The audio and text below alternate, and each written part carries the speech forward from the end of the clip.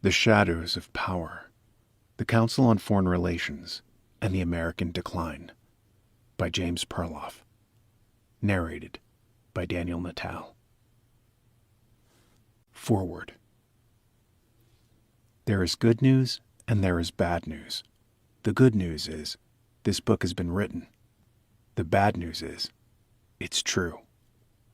Certain people in high places are going to dispute the validity of this book. They will probably try to discredit it because they have a vested interest in concealing their activities and agenda. But I encourage anyone who reads The Shadows of Power to note its painstaking documentation.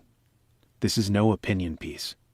It is an assembly of hard facts that state their own conclusions.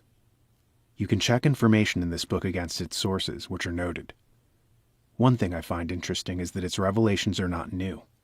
They have always been available, but available like a news story that is tucked away under a small headline on page 183 of a Sunday newspaper. Anyone who goes to a fair-sized library can probably find copies, however dusty, of Admiral Theobald's The Final Secret of Pearl Harbor, or Colin Simpson's The Lusitania, or from Major Jordan's diaries. John Toland's epic Infamy is on bookstore shelves today. And though it may mean microfilm, you can obtain access to the old congressional record. Lots of powerful stories are buried there, and I mean buried, because the mass media ignore them.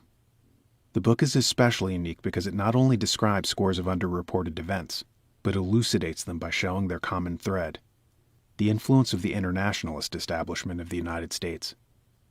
If the establishment is elusive in its identity, it certainly has a perceptible face in the Council on Foreign Relations. And that is what the author is centered on. This is not just a book about an organization. It is a book about history. You might call it the other side of American history from Wilson on, because it tells the other side of many stories that even the self-proclaimed inside information specialists such as Jack Anderson or Bob Woodward didn't or wouldn't report. It has been said that those who do not know the past are condemned to repeat it. But how can we truly understand an incident in our American past if we are confined to the headline version, designed for public consumption in the interest of protecting the powerful and the few? The Shadows of Power has resurrected 8 decades of censored material. Don't let anyone censor it for you now. Read the book and decide for yourself its merit. Your outlook, and perhaps your future itself, will never be the same.